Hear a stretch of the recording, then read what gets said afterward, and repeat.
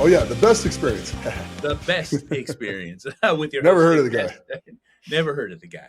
Yeah, Well, thank you guys for yeah, joining us. We very much so. appreciate it. You know what I'm Hmm. saying? You guys are a big part of the show when Yeah, it happens. So when we get viewers and you guys can join us for the live stream, and for those who do watch it after it comes out, thank you guys for joining us. And with yeah, the best experience, being a part of the Patreon community, when you guys join that inner circle for the best experience, you guys can actually interact, ask us questions, put things in the notes, comment, all that good stuff. We read them, we talk about them, yeah. and Nick answers them.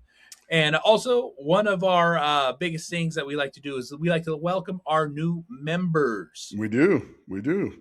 Oh, So yes. today we got a new paid member, McCain Jennifer Sue.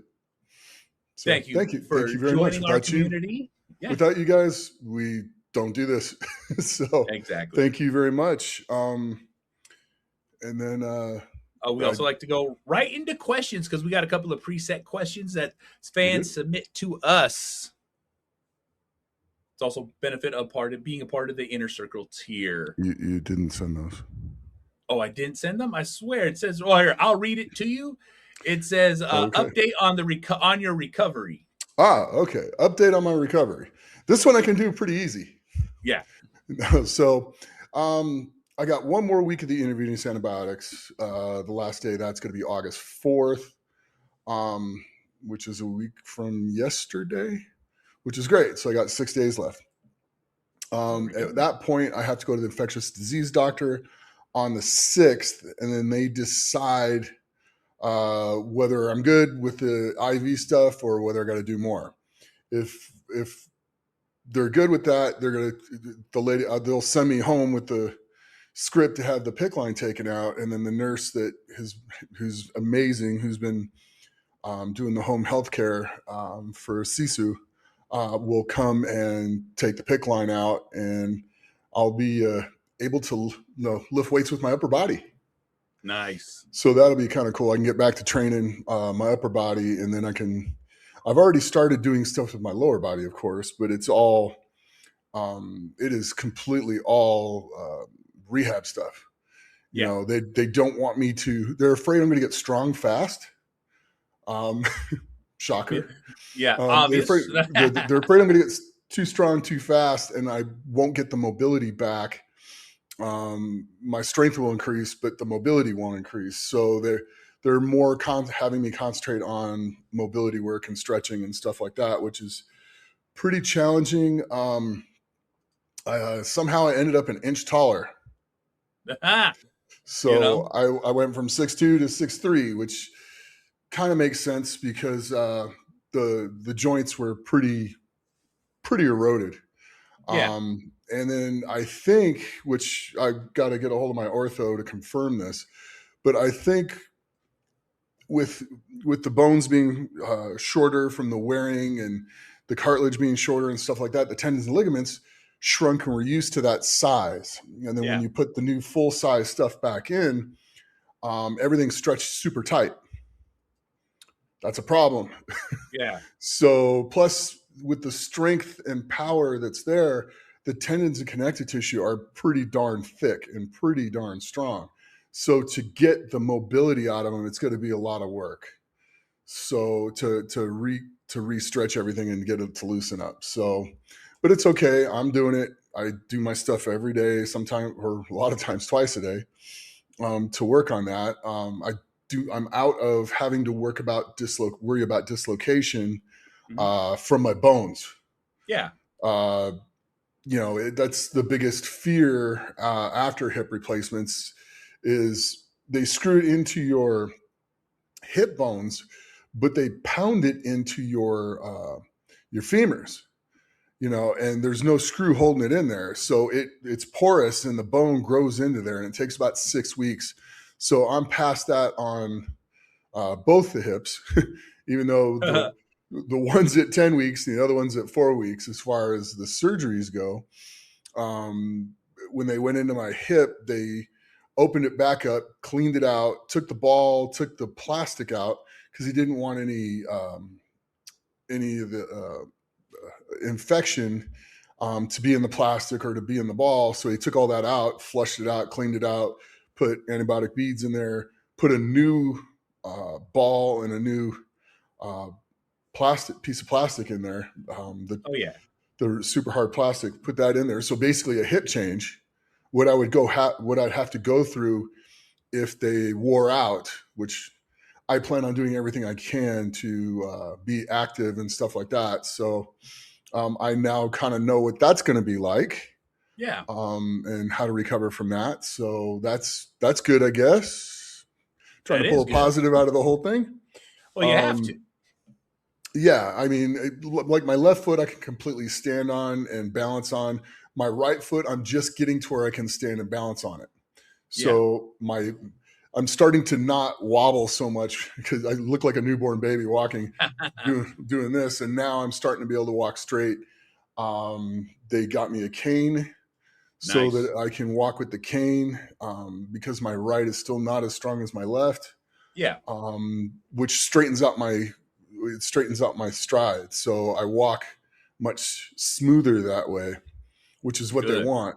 So one Yeah. day I walk with the cane, the next day I don't. One day I walk with the cane, the next day I don't. One to strengthen, one to work my stride and work the flow of my steps. So that it's all coming along pretty good. It's just going to take me a while. It's probably going to be at least another 3 months, at least, to get the mobility back. Once the mobility comes back, then I can start working on strength. That might even take 4 months. But whatever it takes, that's what I'm going to do. And then I can get back to lifting because the physical therapist is coming in and they're helping me stretch and they're pushing on me and stuff. They're like, okay, push. And I'm like, okay, boom. And I go to push and there's not a lot of power in my hip, but there's tons of power in my leg. Yeah. I was like, I pushed him pretty good.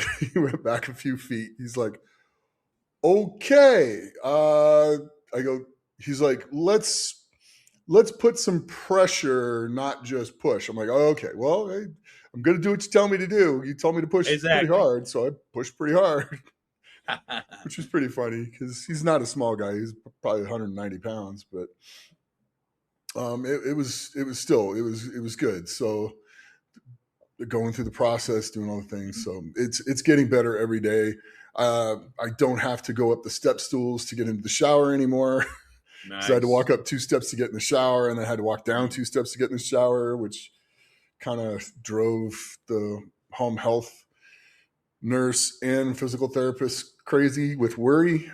But that's over. And then getting into my truck, I discovered 2 days ago that I can kind of lift my leg up and catch it on the floorboard, and then kind of push with my arms and pop with my leg, and I can get right up into the truck now, so I don't need it to get into the truck anymore either. So very happy about that. Driving's a lot less painful, a lot less uncomfortable. So that's going well. I'll see how a plane flight goes this week when I'm heading out to Kentucky and out to Louisville for the home gym con. So that's going to be fun. I can't wait. This is just going to be fun. Plus, it's fun. I need to get out of the house a little more. Well, and that's one of those things too. It's something you built up to deserve to go to, because that's, like I said, getting out of the house and being able to stretch your legs and actually have some actual movement. Yeah, so I'm getting out a couple days a week now, just besides what I go out and walk around. Yeah. Going back into the range 702. There you go. So I'm back to teaching. Actually, I did a lot of one-on-ones this week. That's good.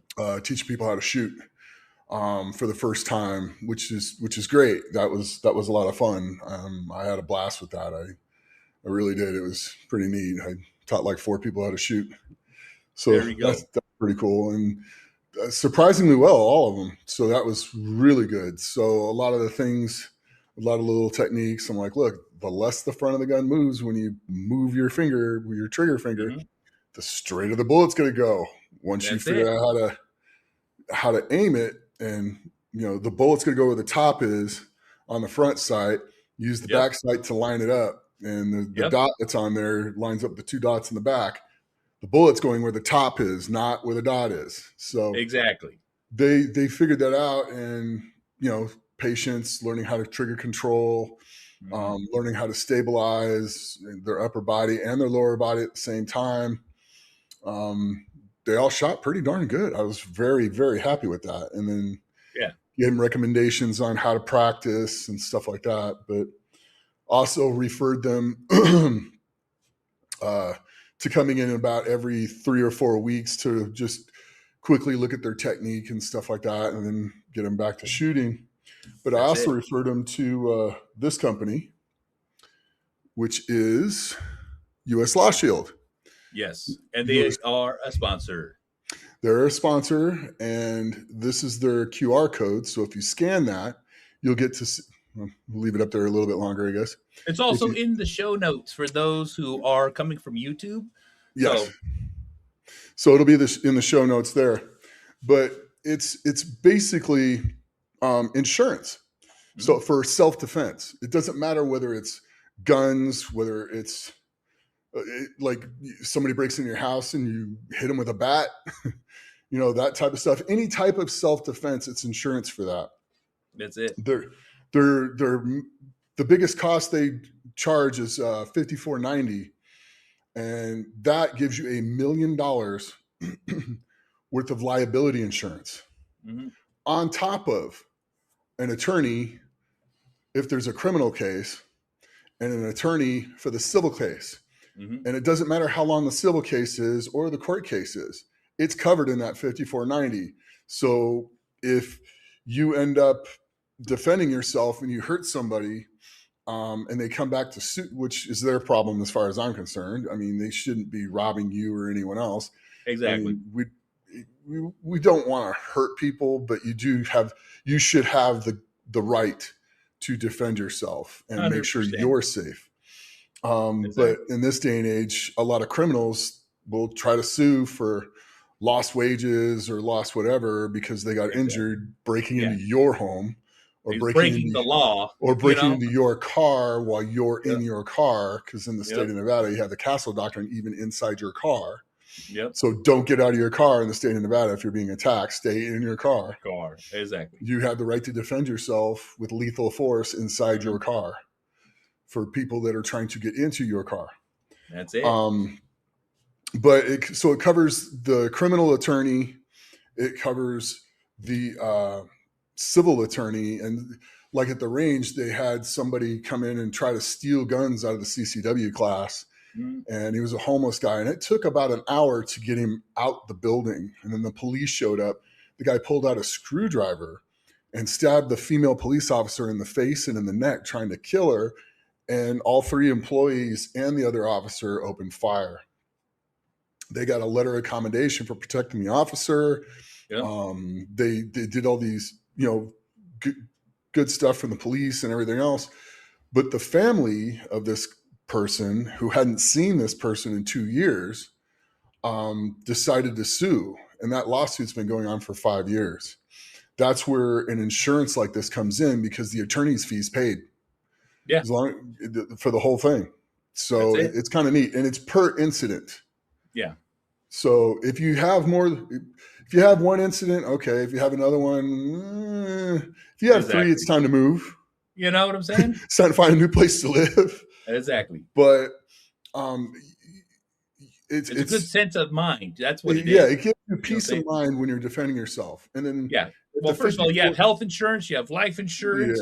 You have to have safety insurance. But at the $54.90 a month, you have $1 million of liability insurance.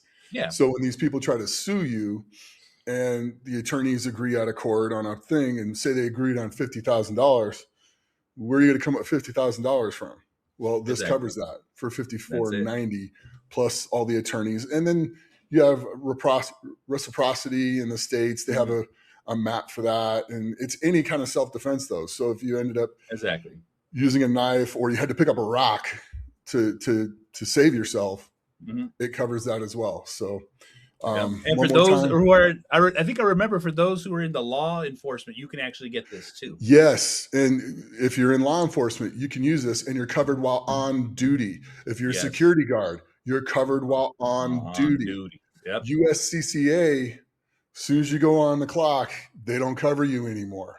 So That's this is it. like double coverage from the police department and the insurance company Yep. while you're at work. So it's much better. Their sole Yeah. concern is making sure people have Mhm. the ability to defend themselves without worrying about it. That's it. They're not owned by a fund. They're Mhm. not owned by an investment conglomerate. They're self-owned. They're self-funded. Yep. So it's kind of neat. They're not worried about, the profit at the end of the day. They're not worried about going to the SHOT Show and buying a $6 million booth and, trying to save money in other places. No. Yeah. Their sole concern is self-defense and That's it. self-defense insurance and you being able to defend yourself with peace of mind. Okay. Exactly. Thank you for that. Well, we can move I on to fully the second believe it. I question. fully believe in it. I'm a Oh member yeah, of it. So exactly. yeah, I love the guys. I Yeah, really do. like I said, you own a firearm. Why not have the safety and the Or coverage? you don't even need to own a firearm. Also, it covers your kids, by the way. Yeah. So if your Okay. kids go to school and somebody's picking on them and hitting them and they turn around and hit them back, if they have to get in trouble with law enforcement, you can call them and the attorney will come represent them at school. There you go. It gets deeper and So, deeper. yes. So, I mean, it's self-defense for Yeah. you and your whole entire family. So Exactly. it's pretty cool. That's it. All right. So on to other Question things. 2. Well, we got question 2 Oh, still. question 2. Okay. Because you did judge at the Las Strongman Vegas contest. Strongman Yeah. competition, Mm-hmm. and you got to watch Bubba compete in the Open. Yeah. And hey, it looked like he won the He Open. did. He won the Open. That's what I'm saying. He did. Was that his first Open? That's his first Open. So yeah, he won his first Open at 15 years old. Yep. He deadlifted 600. I think he missed 620, but that's okay. I mean, he pulled it raw. He just pair of straps and a belt. That's it. So he did a great job there. And then he won the log. He won all the rest of the events. Yeah. So he stone over bar, the log, the deadlift hold, or the farmer's walk hold, all that stuff. Yeah. He won all those. So that's it. I mean, he's just a great. Not only is he an unbelievable talent, he's just a good person too. He really is. He's a good kid. And if you talk shit to him or if you talk smack to him, expect to get it back. He's been in that environment. He knows how to throw it right back at you. So that's it. But he's the kid's got nothing but the brightest future ahead of him. He really does. Oh yeah. Well, I believe in his goal of being the youngest world's strongest man. I believe in it too. I there's no doubt. He just did a 315-pound axle. Yeah. He's 15. He just cleaned and pressed a 315-pound axle. The log that he did there was 285 pounds, and he did that for 3.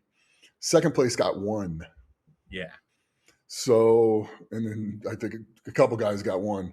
But so he's doing well. He's going to be something to deal with for quite some time. Good luck, you guys. And having Jerry behind him, supporting him, because that's his biggest cheerleader here. Oh yeah, and pushing him in the right direction.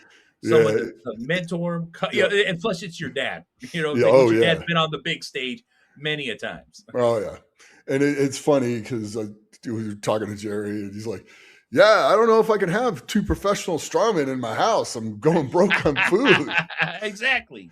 So that was when I tried to do my Jerry Pritchett impression, but he also did something pretty cool to me, cool for me. He just assumed I am coming back to competing, which I am. Yeah. And I have a pair of squat racks, for powerlifting in my garage. They're stands, so I can bench or squat out of it. Yep. And he built me inserts to put in so that I can do log press out of it.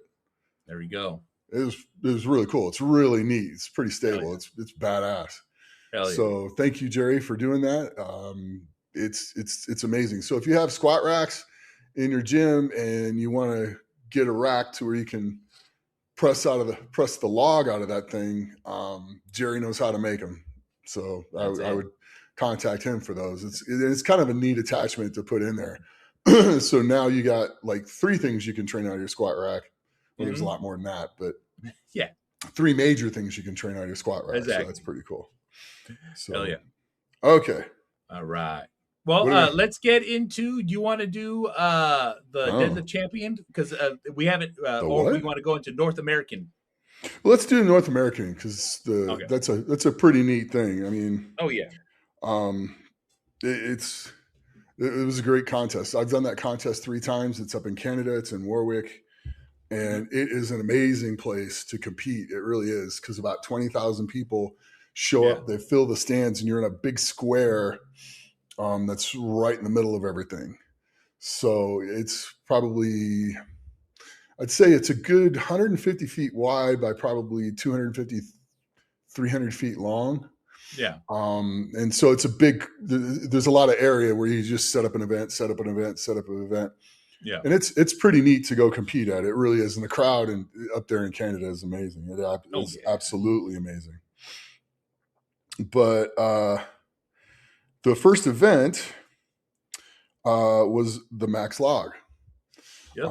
And Trey won the max log. I think he did 455 pounds, if I'm not mistaken. I tried to find it with the weights, but I couldn't find it with the weights. Yeah, and then I think Thomas Evans got second. Well, I know he got second, but I think he might have been the next weight increment below that. Yeah. And then Bryce and Evan Singleton, I think both did 420. Yeah. What I remember seeing. And then Nick Gordion and Josh Spurgeon. Nick Gordion with the big log at Worlds. And then now here does a 400-pound log. He's getting consistent with it. That's it. Which Nick keeps moving up. He keeps moving forwards. He keeps getting better. I'm telling you, watch out for Nick in about 3-4 more years of just this type of improvement. He's going to be hard to deal with. Exactly. And then Lars also did 400. So after that, I'm not sure what the weights were. But you had Andrew, Nick, Worthman, Gabriel Remu, sorry for butchering your name. James Jeffers, Colton Sloan, and Matthew Poirier all get 4.5 points. So they all tied with the same weight. Yeah. And then Wesley Durinsky, I guess, zeroed the log. Unfortunately. I think he's hurt.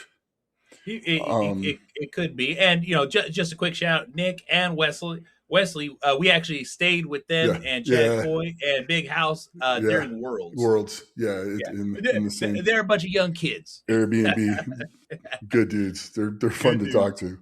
Big time.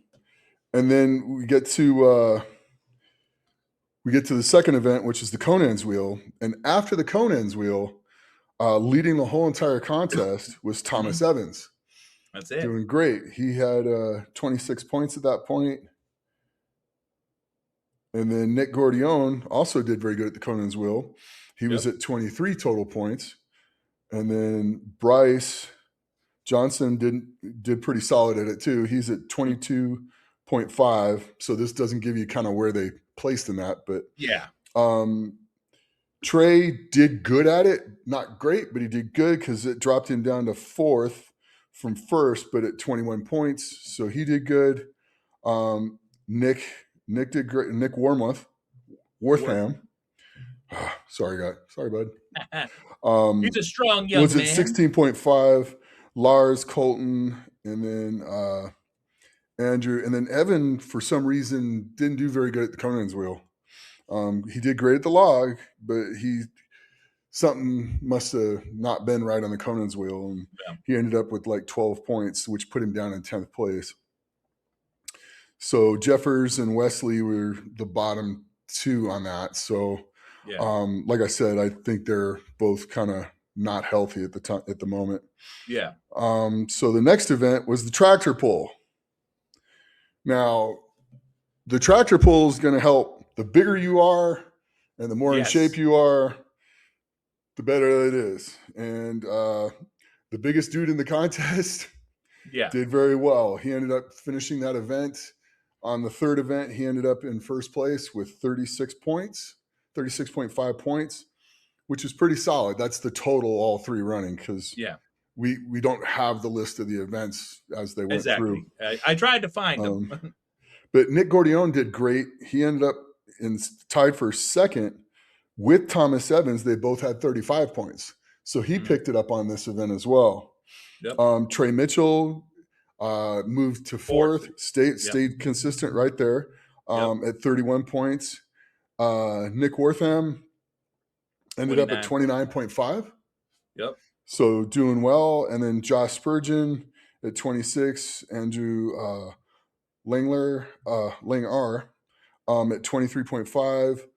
Larson was at 20, Colton at 18.5, and then Evan was down in 10. So Evan's usually pretty good at pulling stuff. So I think Evan was just off or just having a bad day or maybe got some bad food. I don't know.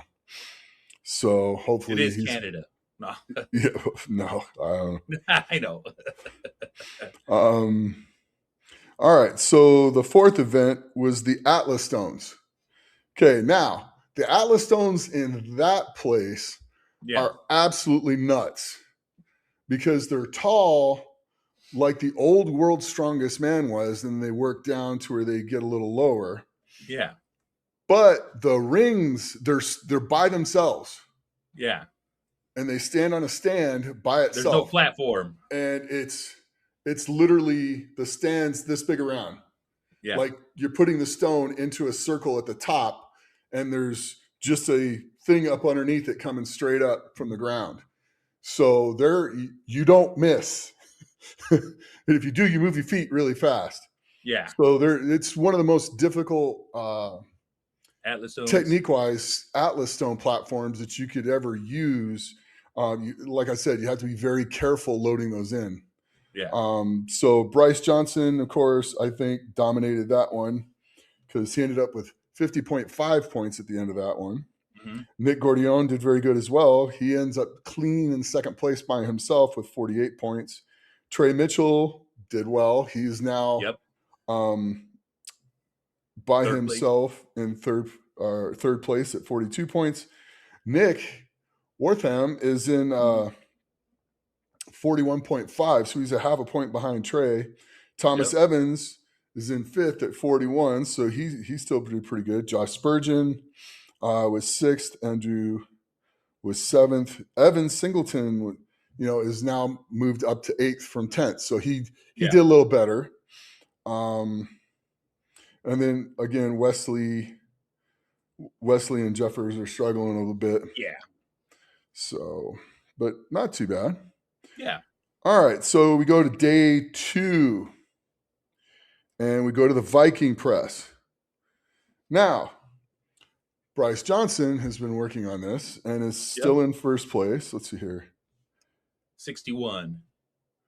Yeah. So there's 14 guys in it. So for him to pick up 11 points, I think he was fourth in that one. Yeah. Which is not too bad. Trey moved up to 56 points in second place. I'm thinking Trey won that event. I'm just going to go out on a limb and say I think Trey won that event. Yeah. Trey is a straight presser. Yes. The big surprise is Nick Gordione at 54.5 points. Yep. So he's a point and a half behind Trey with both the overhead presses events done. So that's great, man. That's just kicking tail for him. Nick Wortham was at 54 points, and then Thomas Evans was at 53.5. It kind of surprises me there because Tom's a pretty good presser, but I don't know, maybe they had something crazy go on. And then Josh Spurgeon, and then we go to Evan Singleton. So, and I'd like to mention that the top 7 here are all United States Americans. Yeah, that's true. And then all the Canadians are down below that. But it was kind of a USA versus Canada as well. Yeah. So I know the USA won. Congratulations, guys. But I still really appreciate Canada. They put on a great Exactly. show up there. Oh yeah, they put on a hell of a show. You know what I'm They're saying? We awesome. appreciate the host. Yeah, but all the Canadians didn't do as well as the Americans did on the Viking Press. Yeah. So not too bad. Andrew was in 8th with 33.5. Larson was 31.5. Colton was at 27. Gabriel was at 25. James Jeffers at 24. Like I said, I don't think he's healthy. And then Wesley's down at the bottom. I don't think, like I said, I don't think he's healthy because Wesley's a really great Really good. athlete. Exactly. But he's continuing on with the contest, which is kind of cool. He didn't just drop out and Exactly. walk off. All right, the next one is the earth lift, and which I'm assuming is the deadlift. Which Bryce again is still in the lead, but this time the lead's a little smaller. So 72 points, 0.6. And then Trey was at 70 points. So I think Trey did some deadlifting. Thomas Evans was at 65, so he's 5 points behind in third place, which is pretty good. Nick Gordion's in fourth at 59. Nick Wortham is at 58.5, just right behind Gordion. Yep. Josh Spurgeon is in sixth at 47.5. Andrew is in seventh at 42.5. And Evan Singleton is in eighth at 42. So I think Evan's got a hamstring problem or a back problem, something like that going on. Yeah.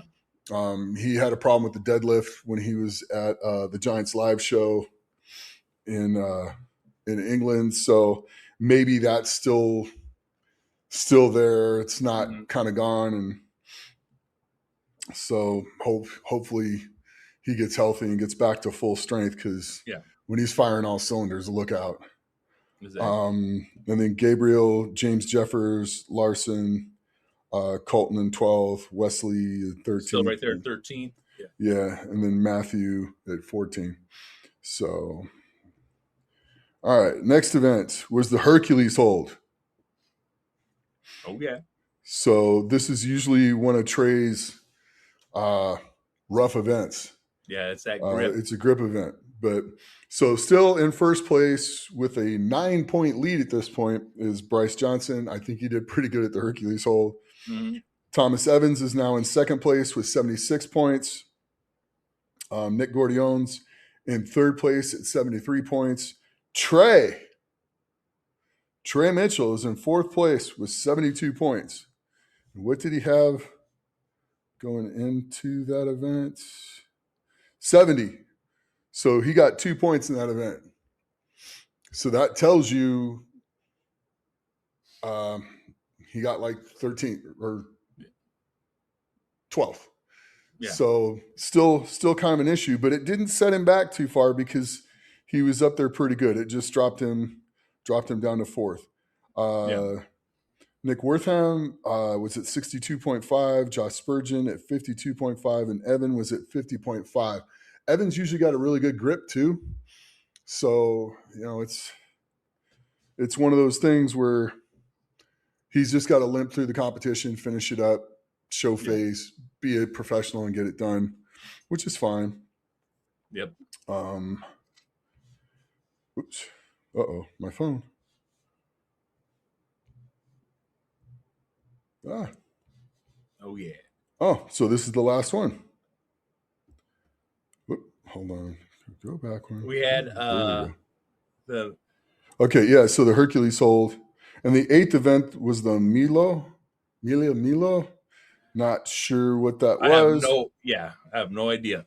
But Bryce did very well at it. He finished the day with 95 points, most consistent throughout. He won by 9 points over Trey Mitchell. So Trey moved up a couple spots in that one, so he did very well. Thomas Evans got 83 points and finished in third. Right behind him is Nick Gordion at 82 points. So these guys are getting that are up there that are going to the World's Strongest Man representing the U.S. are getting pretty solid, you know, at being being consistent and stuff like that, and working through their weaknesses. I just looked it up. It says it's a melody, so it's got to be some kind of medley, lifting medley. It's a medley. Medley. Yeah, I think they were loading stuff. Yep. Nick Wortham got 73.5 points for fifth. Josh Spurgeon, 64.5. And then Evan Singleton finished seventh at 58.5. So he had a little bit of comeback there. And then all the Americans were first through seventh. Yep. And then all the Canadians were 8th through 14th, which the Canadian guys are strong. And if I know Corone, there's going to be some talking tos, and the guys are going to be encouraged to. Time to get stronger. Yes, to get stronger, but still an amazing group of guys, an amazing contest, and they did great. A great lineup. Congratulations to the U.S. guys for doing so well. Can't wait to see Evan getting one piece and get back to being healthy. Because I mean, if you hurt your hamstring, a few weeks back, hamstrings take 6 to 10 weeks to heal all the way to where you can really not worry about them. Exactly. So he's just got to understand that he'll be fine, and he's going through the other stuff. He had a great log press. Yep. All the way through. But congratulations, Bryce, Trey, Tom, Nick, Josh. I mean, you guys did awesome. You really did. Proud of you guys. Very happy for all of you. So that covers that one. Oh yeah. Yeah. And I think it's poutine. Going up there eating that, it's like cheese with gravy on French cheese fries. Curds. I love cheese curds. It's cheese curds with gravy and French fries. Exactly. That's amazing. And then they also have soft serve ice cream at that place. Yeah. Which was probably the best soft serve ice cream I'd ever had in my life. Nice. It's a neat place to go and hang out and stuff. I really like that place. We have the Giants Live that's coming up in September, on September 5th, in Birmingham. Yeah, it is the Strongman Open World Deadlifting Championship for 2026. Yep. So the events they're going to have is dumbbell press for reps, or the deadlifting championship. World Deadlifting Championship first. Yes. So which is Thor's going. Exactly. So we're going to have another attempt. You know what I'm saying? At 500 plus. Exactly. They got the load and press. Load and push. Toss. Load and push. Load and push. Yes. Load and push. I can't read today. It's okay. Titans toss. That's pretty self-explanatory. Yeah. And so you got an event that's going to kill you, which is the deadlift, is going to beat you up pretty good. Dumbbell press for reps. It's going to make you work, but you're going to breathe. It's not going to kill you. Yeah. The load and push, that's going to be another one. That's going to be a lung burner for the most part. Mm-hmm. So that's good. Titan toss, that'll be pretty easy on the guys, but that's a technique event and tall event. So I wish there was a way to even out the advantage that you have for being super tall in that event. Well, they got a good amount of tall people in this show. It's just there's a handful of guys that aren't at that height. Right. And when you're releasing it and you're a foot higher releasing it than someone else, but it's okay. I don't like the tosses that much. Yeah, neither do I. I'd rather see a farmer's walk or a yoke in there personally. But whatever. It's Strongman, not Highland Games. Exactly. But I'm not the guy making the contest, and this also doesn't beat the guys up that much. Yeah, which is good. So you got a killer event, a lung burner, and then you finish with the killer event. So if the last stone is 460 or 440, that's the killer event. especially you're trying to do this in 3 hours. Exactly. So the Giants live shows go fast. You know, they have live audience and everything else. They don't mess around. So when you get done with one event, you got to go back and get ready, get changed, and get ready for the next event. So the thing that's kind of rough is when you win an event there, they ask you to talk. Yeah. And so you're out there talking, everybody's back changing, and you get penalized because they don't give you any extra time other than you go last or next to last in the next event. So you have a little bit of time, but it's kind of like they hold you out there and try to talk to you when you finish it. So you exactly. It takes a little time away from you. But confirmed athletes are Hoptor, Trey Mitchell, Tom Stoltman, Evan Singleton, Rain O'Neill, Adam Bishop, Bryce Johnson. This should be a good contest for Bryce, by the way. Yeah. This will be a really good contest for him because he'll hold his own on the deadlift, and he'll make decent points on that. Austin Andrade, he'll do well at this show. Who's the world's strongest man? Patty Hayes, which the load medley and all the moving stuff, just good athlete. Yeah, and he can deadlift, so that's going to be pretty good all the way around. Evans Nana, he keeps getting better every time you see him. He's under Terry. Terry's coaching him really, really well. Terry's Hollins is doing a great job with him. He gets better like every time you see him. And then you have Thomas Evans, who's going to go out there, which I'm really excited for Tom to be able to go do this. So him being a strength coach for a university, Delaware, they have a tendency not to let strength coaches leave very often to go compete. Exactly. But so I'm pretty excited he gets to go to this. James Jeffers is going to go, so hopefully he's feeling pretty good by the time he gets here. Raul Flores, which is pretty darn strong guy. So it's going to be fun to watch. I think he's going to do the deadlift world record. Oh yeah, well he's a Latino deadlift world record holder at 480 kilos. Yeah. So that's going to be pretty interesting. I think he's the shorter guy, right? Yeah, I believe so. He looks like a wedge when he's pulling in. He's you're just like, whoa. You're like, what's this guy gonna? And you're like, dude. And you're like, oh, never mind. I'm just gonna be quiet now and go over here. I'd kind of like to see him change the rules on this event just a little bit, though. Yeah. I'd like to see him allow the sumo. There you go. But, and this is a big but, I'd like to see it on a Lico bar. There you go.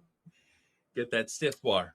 All the advantage from being sumo and pulling on it and having the bar give like 4 to 5 inches. It's a level playing field. Conventional and sumo. It's even across the board. There's no bitching. There's no complaining. There's no this. There's no that. The bar comes off the ground. When the bar comes off the ground, there's not a massive advantage.